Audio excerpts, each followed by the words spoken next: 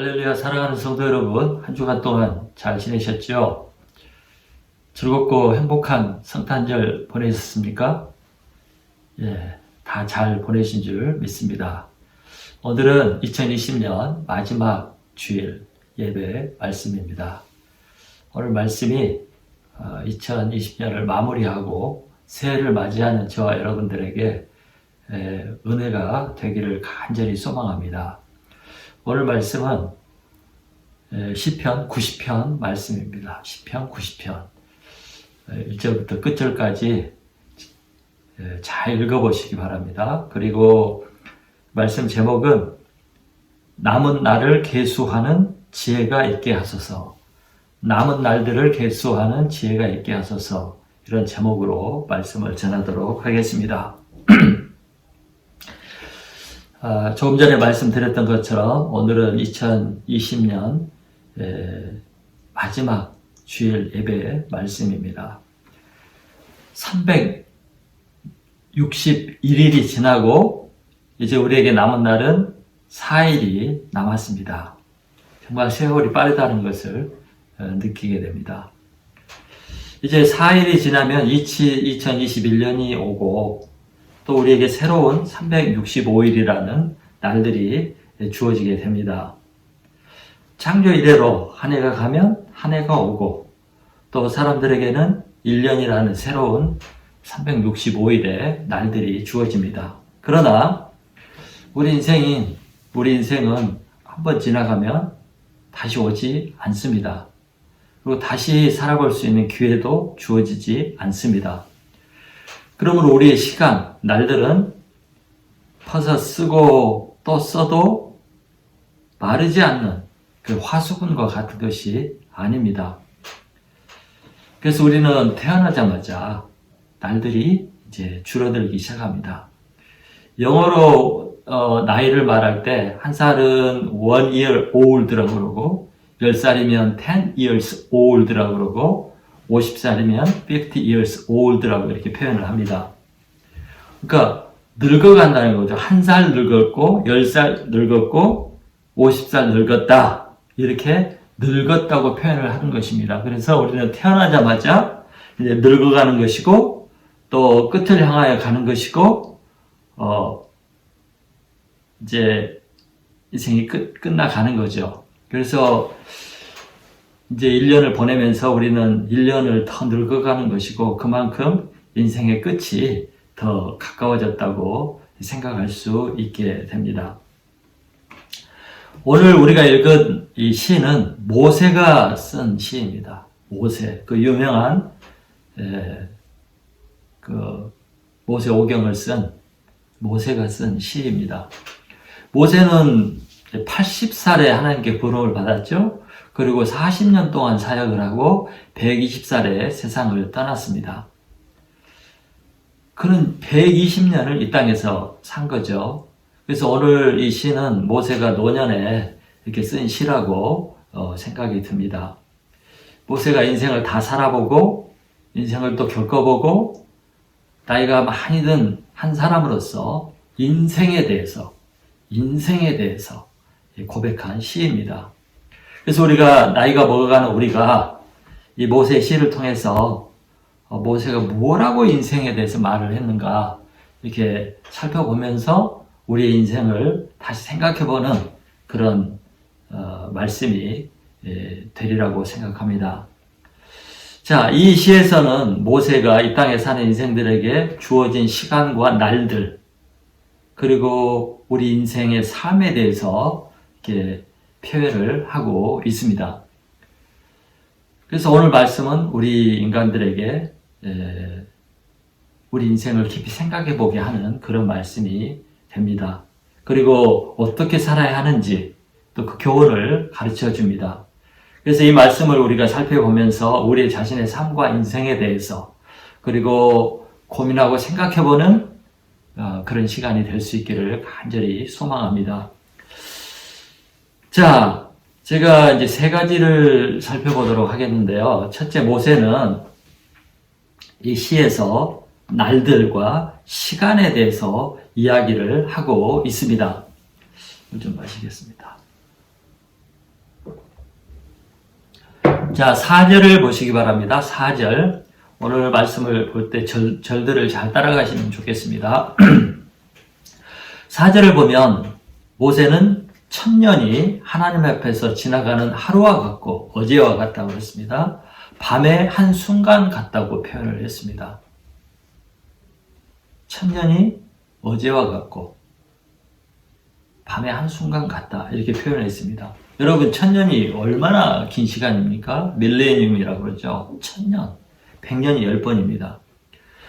그러나 이 긴 천년이라도 하나님 앞에서 보면 한 날, 한 순간이라고 볼 수 있다는 것입니다. 그처럼 짧다는 것입니다. 그래서 우리 인생이 천년이 하루와 같으면 우리 100년 사는 우리 인간들에게 우리의 인생은 우리가 소파에 앉아서 영화 한 편 보는 그런 시간과 같습니다. 또 5절을 보시기 바랍니다. 5절에서 모세는 인생이란 잠깐 잠자는 것 같다고 표현을 했습니다. 우리가 피곤하면 이제 그 깊은 잠을 자는 게 아니고 소파에나 어디 앉아서 잠깐 졸죠? 그런 잠자는 것 같은 그런 순간이라는 것입니다. 그래서 우리 인생은 잠깐 졸다가 깨어나는 그런 순간과 같다는 것입니다. 우리가 잘 아는 중국 고사성어에 일장춘몽이라는 그런 사자성어가 있죠. 이 스토리는 어떤 한 사람이 나무 밑둥 아래 이렇게 쉬어 앉아 있다가 잠시 잠이 들었는데 이 잠 속에서 그가 그의 한 반생을 이렇게 꿈을 꾸게 됩니다.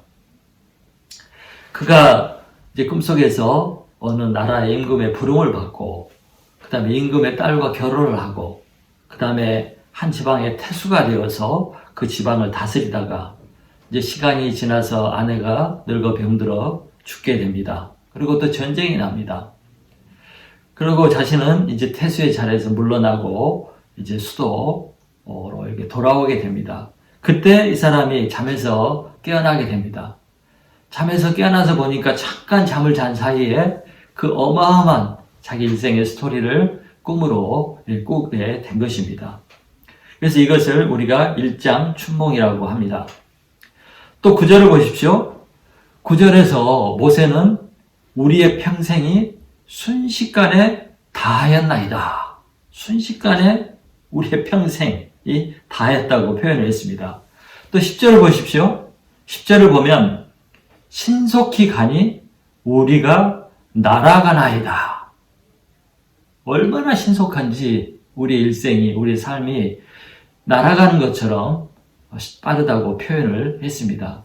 우리가 그런 표현을 쓰죠. 실제로 우리 인생이 뒤돌아보면 화살처럼 빨리 지나갔다 이렇게 표현을 합니다. 화살이 얼마나 빠릅니까? 우리의 인생이란 이렇게 짧고 빠르고 순식간에 지나가는 그런 인생입니다. 저도 그랬지만 여러분도 그러셨겠지만 저도 어릴 적에 빨리 어른이 되고 싶은 마음이 있었습니다. 어른이 되면 하고 싶은 거 다 할 수 있고, 또 어른이 되면 더 이상 그 지겨운 공부를 안 해도 될 수 있겠다 하는 그런 생각 때문에 빨리 시간이 가서 어른이 되고 싶었습니다. 근데 어릴 때는 어쩌면 그렇게 시간이 안 가는지 정말 더디게 가고 답답했던 기억이 납니다. 근데 웬일입니까? 지금은 1년이 어린 시절 한 달처럼 빠르게 지나가는 것 같은 느낌이 듭니다. 제가 나이가 45살이 되었을 때, 이제 우리가 오래 살면 90년 산다고 생각하고, 내가 이제 절반이 꺾였구나. 그래서 45세가 되니까 이제 후반전을 사는 것 같은 생각이 들면서 약간 두려운 마음이 들었습니다. 근데 45살에 그런 마음을 가졌는데 금방 50이 되더라고요. 50이 되니까 시간이 얼마나 빨리 가는지 벌써 60이 제가 넘었습니다. 세월이 얼마나 빨리 가는지 오늘 모세가 표현한 것처럼 날아간다는 그런 느낌이 들었습니다. 지나간 어린 시절이 어제와 같다는 이런 느낌이 들고요. 또 지나간 세월들이 잠깐 자다가 일어난 어제와 같은 그런 느낌이 듭니다. 이제는 시간이 너무 빨리 가기 때문에 초조하고 두려운 마음이 듭니다. 요즘 우리는 100세 시대라고 이렇게 말을 합니다. 오래 살면 100세까지 살 수 있죠. 또 빼빼로 시대, 111살 이런 시대를 꿈꾸는 분도 있습니다. 요즘 의학이 발달하고 또 오래 살 수 있다고 생각하니까 이런 소식에 좋아하는 분들이, 기뻐하는 분들이 많이 있습니다. 그런데 우리 생각에 50년 살면 짧은 인생이고 100살을 살면 50살보다 2배가 되니까 참 오래 살았구나 하는 이런 생각을 할 수가 있습니다. 그러나 오늘 말씀을 통해서 보면 하나님에게 천년이 하루와 같은 것입니다. 영원한 시간 속에서 보면 우리가 길다고 생각하는 100년이 얼마나 짧은지 이 점에 불과하다는 것을 알 수가 있습니다. 그래서 100살을 산 사람이나 50살을 살고 빨리 돌아가신 분이나 거기입니다. 우리 생각에 차이가 있을 뿐이지 영원한 시간에 관점에서 보면 거의 차이가 없는 것입니다. 그런데 우리는 그 짧은 그 점과 같은 이 시간 속에서도 좀 더 오래 살아보겠다고 발버둥을 치고 노력하는 것이 우리 인간의 모습입니다. 사랑하는 성도 여러분, 원래 우리 인간에게는 죽음이 없었죠. 영원히 사는, 영생하는 존재로 이렇게 창조가 되었습니다. 왜냐하면 우리 안에 영원히 사시는 하나님의 영원한 생명이 주어졌기 때문입니다. 그런데 우리가 죄 때문에 하나님과 분리가 되면서 이 영원한 생명, 하나님의 생명을 잃어버리고 이제 죽음이 오고 죽음을 두려워하는 그런 존재가 된 것입니다. 영생할 수 있었던 사람이 이제 100세도 못 살고 죽는다고 생각하면 정말 영생에 비교한 우리의 삶은 점과 불구하고 너무나 짧고 너무나 빨리 지나가는 인생입니다. 그래서 우리 인간들은 이제 자신에게 다가오는 인생의 끝, 그 죽음을 항상 생각하면서 살고 또 죽음을 두려워하면서 사는 이런 비참한 존재가 되었습니다. 조금이라도 더 살고 조금이라도 더 오래 사는 것, 조금이라도 더 이 땅에 오래 머무르고 싶은 것이 모든 사람이 가지고 있는 소망이 되었습니다. 그래서 하루하루 지나가는 것이 아깝고 안타깝고 두렵습니다. 여러분, 우리가 은행에 돈을 저금해 놓고 이제 돈을 빼서 쓴단 말이죠. 근데 이 정해진 돈에서 조금씩 돈을 까먹고 사는 것 같은 것이 우리의 인생입니다. 통장에서 돈이 계속 줄어들어 갈 때 마음이 초조하고 불안하고 걱정이 되죠. 그런 것처럼 우리 인생이 매일매일 까먹는 인생이라 정말 초조하고 불안하고 생각하면 걱정이 됩니다.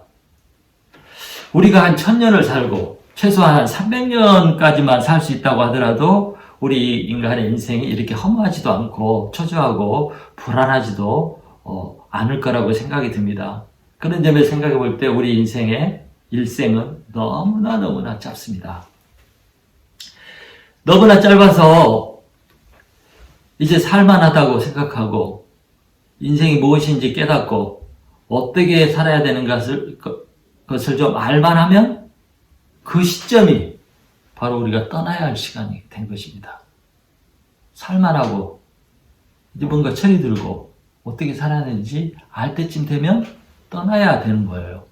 그래서 나이 먹으면 슬프고 아픕니다. 근데 그것이 인생이고 그것이 삶인 것 같습니다. 정말 이렇게 인생이 끝난다면, 우리 일생이 끝난다면 너무나 슬프고 마음 아프지 않겠습니까? 슬프고 마음이 아픈 일이죠.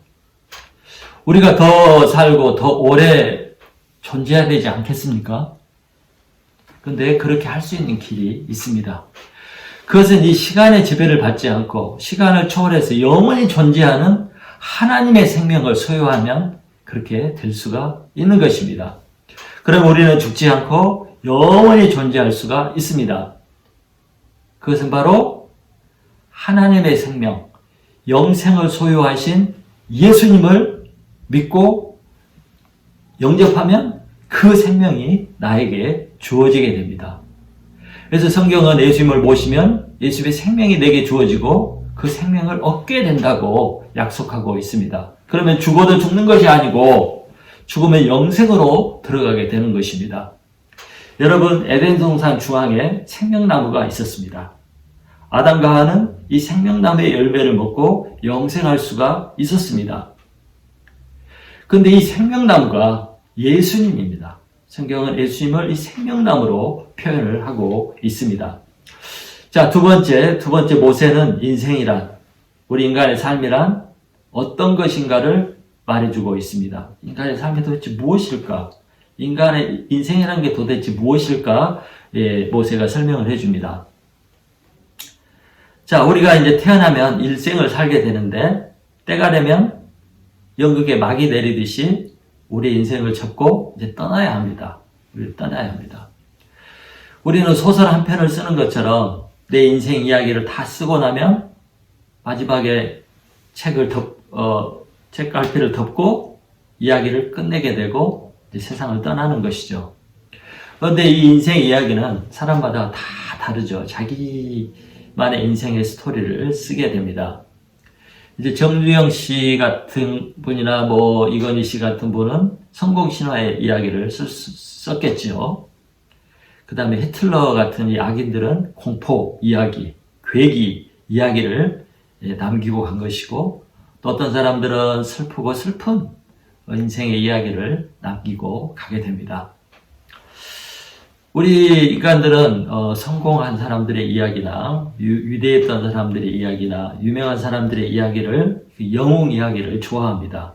그리고 모든 그런 이야기를 쓰고 그런 성공한 삶을 살기를 원합니다. 또 그렇게 산 사람들을 부러워하죠. 또 그런 사람들을 목표로 열심히 인생을 살고 노력을 하고 살아갑니다. 그런데 오늘 이 시편을 기록한 모세는 정말 파란만장하고 또 위대한 인생을 살았던 사람입니다. 정말 모세는 위대한 또 파란만장한 인생을 살았던 사람이죠. 그는 태어나자마자 그 어린 나이에 나일강에 던져지고 또 던져지고 버려지는 인생. 근데 또 운이 좋아서 애국 궁전에 들어가고 공주의 왕자로 살아가는 그런 인생을 또 살았습니다. 그러다가 또 살인자로 몰려서 목숨을 부지하기 위해서 광야로 도망을 가서 양치기로 40년을 이렇게 살게 되고, 그런다가 또 80세에 하나님의 부르심을 받고 이스라엘 백성들을 애굽에서 구출해내고 그들을 가나안 땅까지 인도해 가는 그런 지도자의 삶을 살기도 했습니다. 그런데 사실은 모세 인생을 돌아보면 어린 시절이나 또 피난자 시절이나 또 지도자가 되어서 이스라엘 백성들을 40년 동안 인도했던 그 40년의 삶을 볼 때 사실 그는 엄청난 스트레스와 또 부담과 고통과 어려움을 지고 사는 그런 삶을 살았습니다. 그는 실패도 해본 사람이고 또 누릴 거 다 누려본 사람이기도 합니다. 어떻게 보면 또 성공한 사람인 것 같고 존경받는 삶을 산 사람인 것 같습니다. 그럼에도 불구하고 오늘 이 시편에서 모세는 자신의 인생, 또 우리 인간의 인생을 이렇게 표현합니다. 자, 어떻게 표현했는지 보도록 하겠습니다. 자, 3절을 보십시오. 3절을 보니까 모세는 우리의 일생, 우리 인생을 티끌과 같다고 했습니다. 티끌, 먼지와 같다는 거죠. dust. 우리의 일생, 또 우리 인생이 또 위대해 보이는 것 같고, 대단해 보이는 것 같고, 크게 보이는 것 같고, 모세가 그랬죠. 그러나 실상은 우리의 삶이, 우리 인생이 눈에 보이지도 않는 티끌 같은 그 허망하고 작고 무의미한 그런 인생이라는 것입니다. 불면 날아가 버리고 있어도 보이지도 않고 무게도 잴 수가 없고 가치도 없는 그런 미비한 존재가 우리의 인생이라는 것이에요. 모세가 그렇게 표현했습니다. 티끌과 같더라, 우리 인생이. 뭐 성공을 했고, 잘났고, 잘나갔고, 부자가 되고, 권력을 누렸다 할지라도, 그런 인간이라 할지라도, 사실, 큰 시간 속에서 볼 때, 인간이란 전부 더스트, 티끌과 같아서 별 차이가 없다는 거예요. 별것이 아니라는 것입니다. 또 6절을 보십시오. 6절에서 모세는 우리 인생을 하루살이 풀과 같다고 표현을 했습니다. 풀. 그것도 하루살이 풀. 모든 풀들, 식물들이 봄이 되면 흙을 뚫고 이제 싹을 내고 순을 내서 이렇게 자랍니다. 그리고 줄기를 세우고 가지를 내고 잎을 내고 꽃을 피우고 또 열매를 맺습니다. 그래서 모든 식물들이 자기 자태를 자랑하고 또 자기의 화려함을 자랑하고 뭐 열매와 꽃들을 이렇게 자랑을 합니다.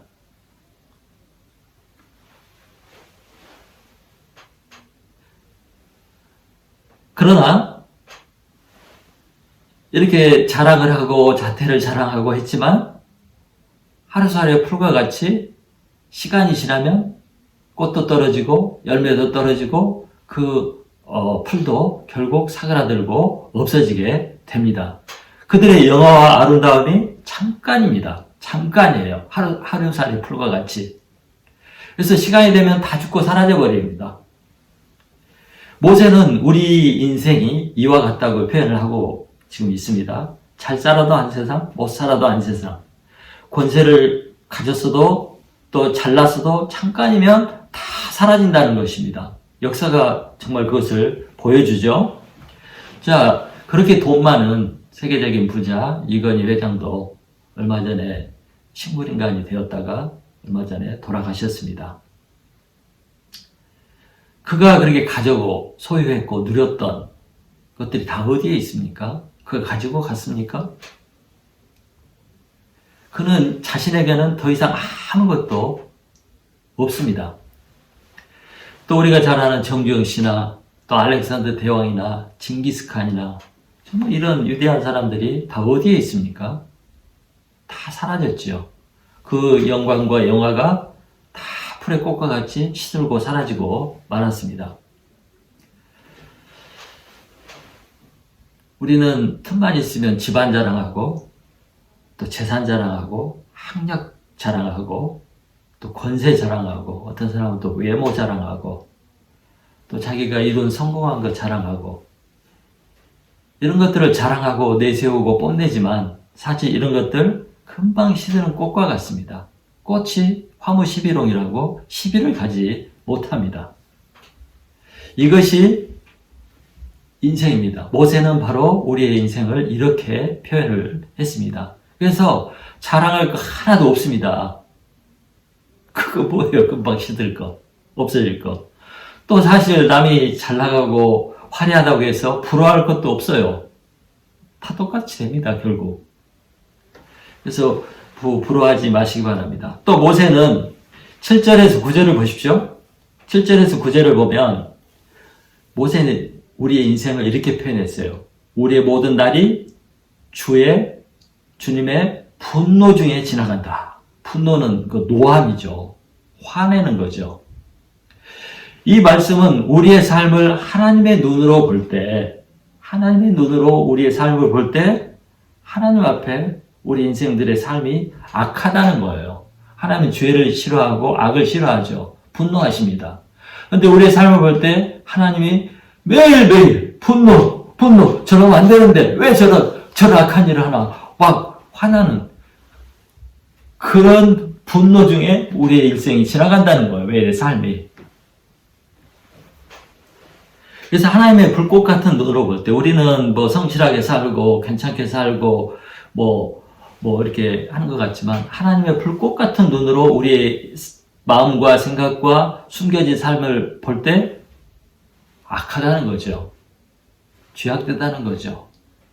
하나님을 속일 수가 없기 때문에. 그래서 하나님은 우리의 삶을 보실 때마다 하나님이 힘들어 하시고 또 우리 선대 모습에 분노하시고 그렇게 살게 된다는 것입니다.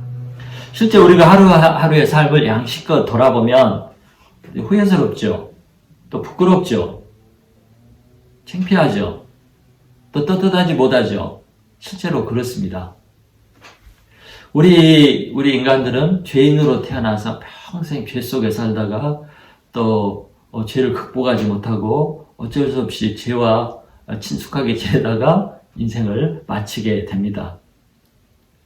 그래서 우리 인생이란 속을 다 들여다보면 그렇게 떳떳할 것도 없고 자랑할 것도 없고 또 의로울 것도 없는 그런 인생을 살다가 마치게 됩니다. 요즘 인터넷을 보면 그 댓글이나 사람들의 어떤 표현을 보면 얼마나 독하고 악한지, 우리 인생이 얼마나 우리 인간들이 독하고 악한지 절실하게 이렇게 보여줍니다. 그래서 우리는 정말 우리 인생이 주의 분노 중에 지나갈 수밖에 없구나 하는 것을 알 수가 있습니다. 모세가 그렇게 표현을 했습니다.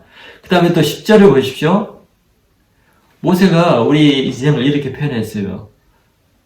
일생을 살았는데 그 일생이 수고와 슬픔뿐이다. 이렇게 표현을 했습니다.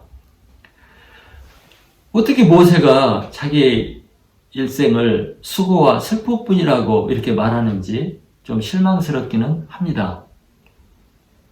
어떻게 우리 일생이 슬픔과 수고뿐이겠습니까? 좋은 날도 있고 기쁜 날도 있고 행복한 날도 있지 않았겠습니까? 그러나 우리 일생 전체를 놓고 보면 우리 인생은 정말 한마디로 참 힘들다, 고생스럽다 이렇게 느껴지고 표현이 듭니다. 모세도 자기 인생을 돌아보았을 때 자기의 지나온 날들 120년이 정말 힘들고 어려웠고 또 수많은 슬픔과 아픔을 경험했고 고통스러웠다 하는 것을 스스로 안 것입니다. 실제로 모세는 그렇게 살았어요. 그 아브라함과 이삭과 야곱 있죠. 야곱의 때 야곱의 가족 70명이 애굽으로 이민을 가게 됩니다. 아들 요셉 때문에. 그래서 이제 이 야곱이 애굽 왕 바로를 이렇게 만나게 됩니다. 그때 이제 바로가 애굽 왕한테 이렇게 이야기를 합니다. 내 나그네 길의 세월이 130년이니다. 130년을 그때 130살이었어요. 내 나이가 얼마 안 되니 우리 조상의 나그네 길의 연조에 미치지 못하나. 왜냐하면 아버지 이삭과 할아버지 아브라함은 더 오래 살았죠. 긴 세월을 살았습니다. 그것에 비교하면 지금 130살은 얼마 안 된다는 거예요. 그런데 그 130년의 인생을 어떻게 표현하냐면 험악한 세월을 보낸다이다 이렇게 표현합니다. 진짜 야곱이 성공을 했지만 그 전체 삶을 보면 야곱은 진짜 험악한 진짜 자기 표현대로 험악한 인생을 살았습니다. 정말 인생이 이런 것 같아요. 제가 제 부모님의 인생을 이렇게 이제 보고 살아왔잖아요. 어린 시절부터 지금까지. 우리 부모님의 인생을 봐도 참 어렵고 힘든 인생을 살아오셨구나 하는 것을 제가 느끼게 됩니다. 또 제 주위 사람들, 친척들을 다 보면 와 정말 힘들고 어렵고 어렵게 산다는 것을 눈으로 보고 경험합니다. 뿐만 아니에요. 제 인생을 돌아봐도 그렇습니다. 정말 이 주위를 돌아보고 아는 사람들의 삶을 바라볼 때 정말 인생은 어렵다.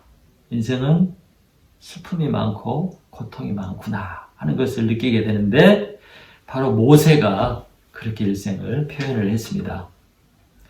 또 10절을 보십시오. 10절을 보면 모세가 이렇게 표현합니다. 우리의 인생은 70이고 강건하면 80년이다. 그러니까 평균 수명이 70이고 오래 산 사람은 80년이다. 이렇게 표현을 했습니다. 아마 그 당시에 이스라엘 사람들의 수명이 한 70살 산 것 같고 강건한 사람은 80까지 산 것 같습니다. 당시에 80살이면 상당히 오래 산 것입니다. 진짜 오래 산 거예요. 그럼에도 불구하고 이게 오래 산 겁니까? 80년은 너무 짧습니다. 여러분 지금 80살 살죠. 평균 수명이 80살. 여자들은 80살, 남자들은 80살도 안 되죠. 근데 이 80년을 살기 위해서 그렇게 오랫동안 공부를 하고 팍이 터지게 공부를 하고 밤낮으로 공부를 하고 또 그래서 취직을 하고 아침 일찍부터 저녁까지 직장에 가서 일을 하고 돈을 벌고 또 결혼해서 자식을 키우고 자식들을 학비를 대기 위해서 정말 어렵게 살고 그렇게 고생해서 인생을 살았는데 그 속에 비하면 이 80년은 어때요? 너무나 짧습니다. 이제 학교 다니고 직장 생활하고 자식을 키우고 이제 은퇴해서 살만하면 뭔가 누릴만 하면 이제 세상을 떠나야 됩니다. 그래서 우리 인간이 슬픈 것 같아요. 또 우리 일생이 너무 허무한 것 같습니다. 근데 그것이 우리의 인생입니다. 모세는 그의 시에서 우리 인생이란 정말 허무하고 슬프고 죄악되고 그러면서 또 너무 짧은 것이라고 이렇게 표현을 하고 있습니다. 그는 정말 안타까운 마음, 답답한 마음, 슬픈 마음 이런 마음으로 이 시에서 우리 인생들을 표현을 했습니다. 그러면 여러분 우리가 이렇게 짧은 인생, 속히 지나가는 인생 또 무의미한 것 같고 헛된 것 같은 이런 인생을 어떻게 해야 잘 살 수 있겠습니까? 어떻게 해야 의미가 있고 보람 있고 후회하지 않는 올바른 삶을 살 수 있겠습니까? 그것을 모세는 오늘 가르쳐주고 있습니다. 그 비결을 가르쳐줍니다. 자, 12절을 다 같이 읽어보겠습니다. 다 같이 12절 중요하죠? 12절 시작. 우리에게 우리 날 계수함을 가르치사 지혜로운 마음을 얻게 하소서. 모세는 이렇게 기도했습니다. 우리에게 우리의 날을 세는, 계수하는 법을 가르쳐 주십시오. 이렇게 얘기했습니다. 우리가 우리 인생의 날, 시간을 계산한 거, 이거 매우 중요합니다. 자신에게 주어진 시간과 또 자신이 갖고 있는 날들을 세어보는 것은 우리에게 아주 중요하고 이것이 우리를 지혜롭게 살도록 만들어 준다는 것입니다. 김두건 목사 그 칼럼집에 보면 이런 얘기가 나옵니다. 그리스에 아주 현명한 한 왕이 있었습니다. 이 왕이 자기 신하 한 사람에게 한 가지 사명을 주었습니다. 그것은 뭐냐면 왕이 아침에 일어나면 이 신하가 왕 앞에 나와서 이렇게 말하는 것입니다. 왕이시여, 당신은 언젠가 죽습니다. 매일 이 말만 하는 것이 그의 사명이었습니다. 그런데 왕이 왜 이 사명을 이 사람에게 주었냐면 왕은 자신이 유한한 존재고 영원히 살지 못하고 또 언젠가 세상을 떠나야 되는 그런 유한한 삶을 살아야 된다는 존재라는 것을 인식하기 위해서 그것을 잊지 않기 위해서 그에게 사명을 준 것입니다. 그가 자신이 영원하지 않다는 것, 자신도 죽는 존재라는 것을 알 때 자신이 어떻게 살아야 되는지, 어떻게 백성들을 다스려야 되는지, 어떻게 사람들을 섬겨야 되는지 그것을 올바로 생각하고 판단하게 된다는 거죠. 여러분, 우리가 이처럼 우리의 날들을 계산하고 우리에게 남은 날들이 정해져 있다는 것을 알고 그 날이 오면 나는 세상을 떠나야 되고 내 인생은 끝난다는 것을 알 때 우리는 어떻게 됩니까? 교만하지 않고 또 불의하지 않고 남을 함부로 대하지 않고 사람들을 사랑하고 주위 사람들을 잘 돌보는 그런 인생을 살 수 있다는 것입니다. 왕이 바로 그렇게 하고 싶었던 것입니다. 이처럼 자신의 날들을 계수할 줄 아는 사람은 인생을 어떻게 살아야 하는가 지혜를 얻게 됩니다. 나에게 남은 날들을 계산하고 사는 사람은 절대로 인생을 함부로 살거나 또 미련하지 않는 삶을 살게 됩니다. 이렇게 남은 날들을 계산하고 이렇게 사는 사람은 절대 남에게 나쁘게 할 수도 없고 악하게 할 수가 없습니다. 또 헛된 거, 무의미한 거, 쓸데없는 거, 죄 짓는 것에 자신의 아까운 시간과 날들을 허비하지 않습니다. 또 삶이 영원하지 않다는 거, 내게 남은 날들이 얼마나는 걸 알게 되면 우리의 삶의 태도가 바뀌어지고요. 사람을 바라보는 눈도 바뀌게 되고요. 사람을 대하는 태도도 바뀌어집니다. 뿐만 아니라 삶의 방향과 삶의 목적도 분명하게, 올바르게 세워지게 되는 것입니다. 여러분, 제가 이제 시골에서 자라고 살았는데, 우리 동네에 우리 육아들이 많이 살았습니다. 그리고 제 뒷집에도 친척이 살고 있었는데, 나보다 한 3살 많은 친척 형이 살고 있었습니다. 그런데 이 형이 20대 젊은 나이에 암으로 사형 선고를 받았습니다. 그래서 제가 이제 학교에 다니다가 이제 내려와서 그 형을 방문하게 되었습니다. 근데 이 형을 만났는데 형의 태도가 완전히 이상했습니다. 이전에는 만나면 제 이름을 부르고 야야 이렇게 하면서 이렇게 했거든요. 그런데 동생으로 대한 거죠. 아랫사람으로 대한 거죠. 근데 찾아갔더니 이 사람이 나한테 존댓말을 하는 것입니다. 존댓말. 너무 이상했어요. 근데 그때 제가 속으로 이렇게 깨달았습니다. 아, 이 형이 죽음을 앞두고 삶을 이렇게 정리하면서 나에 대한 태도도 이렇게 바뀌어졌구나. 나를 동생으로 취급하지 않고 한 인간으로 대우하고 한 인간으로서 취급을 하는구나. 이것을 느낄 수가 있었습니다. 그래서 그는 떠날 준비를 하고 있었던 것입니다.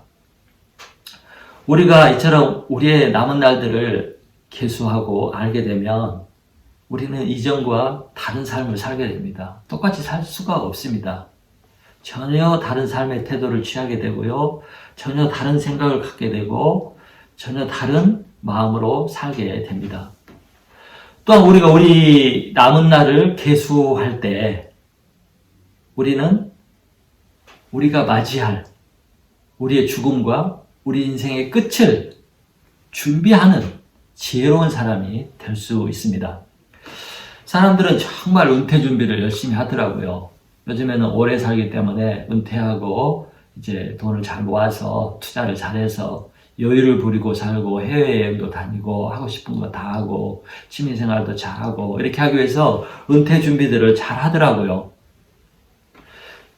이렇게 준비하는 삶은 참 좋은 것입니다. 이런 사람이 지혜로운 사람이라고 우리가 말할 수 있는 거죠. 이와 마찬가지로 우리는 우리의 죽음, 우리의 끝도 죽음 이후의 삶도 준비해야 되지 않겠습니까? 그것이 진짜 지혜로운 거 아니겠습니까?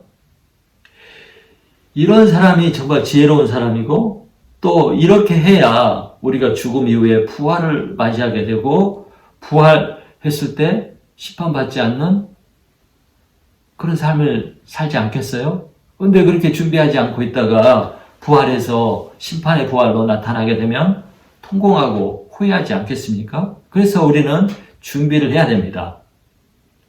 그렇게 하려면 우리가 우리에게 남은 날들을 날마다 자주 계산해보는 그런 지혜로운 사람이 되어야 된다는 것입니다. 제가 교회를 이렇게 다니는데 오래된 이야기예요. 어떤 사람이 중한 병에 걸려서 이제 거의 죽을 수도 있는 그런 상황이 되었습니다. 근데 이 사람은 원래 좀 독하고 또 교만하고 또 독선적인 그런 것이 좀 있는 사람이었습니다. 근데 이 사람이 이렇게 이제 죽을 병에 드니까 저를 찾아왔어요. 그러면서 미안하다고 용서해달라고 이런 말을 했습니다. 저는 그가 제게 무엇을 잘못했는지 잘 모르지만 이렇게 용서해달라고 미안하다고 한 것을 보면 아마 제 뒤에서 제 욕을 많이 했지 않나, 제 비난을 많이 했지 않나 하는 그런 생각을 하게 되었습니다. 근데 이 사람이 이제 죽음을 앞두고 하나님 앞에서 마음이 걸리니까 이 문제를 해결하기 위해서 나를 찾아와서 용서를 빈 것입니다.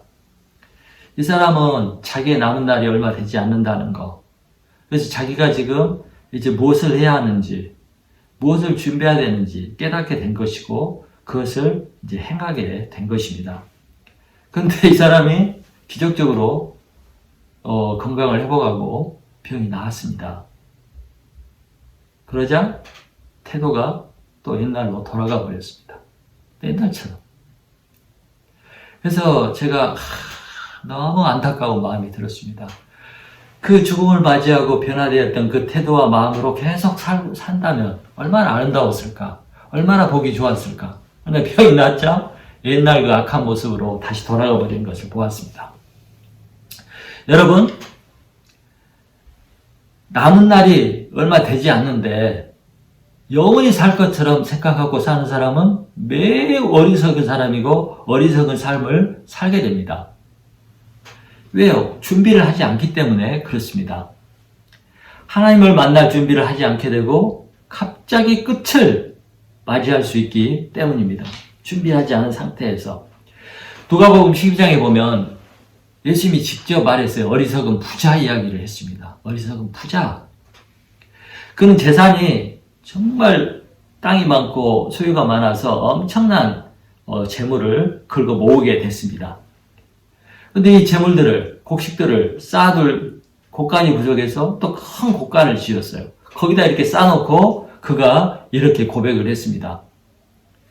여러 해 쓸 물건을 많이 쌓아두었으니 평안히 쉬고 먹고 마시고 즐거워하자. 이렇게 살고자 하는 것이 우리죠. 또 이렇게 사는 것이 우리죠. 근데 그날 밤 하나님이 그에게 찾아와서 말을 했습니다. 어리석은 자여, 오늘 밤에 너의 영혼을 도로 찾으리니 그러면 너가 준비한 것이 누구 것이 되겠느냐? 그렇게 모아놓고 쌓아놓고 이제 누리며 행복하게 재미있게 즐겁게 살려고 했는데 그날 밤에 목숨을 잃어버리면, 빨리 죽어버리면 그가 노력해서 쌓고 수고해서 쌓고 쌓아놓은 그것들이 누구의 것이 되며 그것이 무슨 의미가 있습니까? 하나님은 자기를 위하여 재물을 쌓아놓고 하나님께서 부여하지 못한 자가 이와 같을 것이라고 이렇게 말을 하고 있습니다.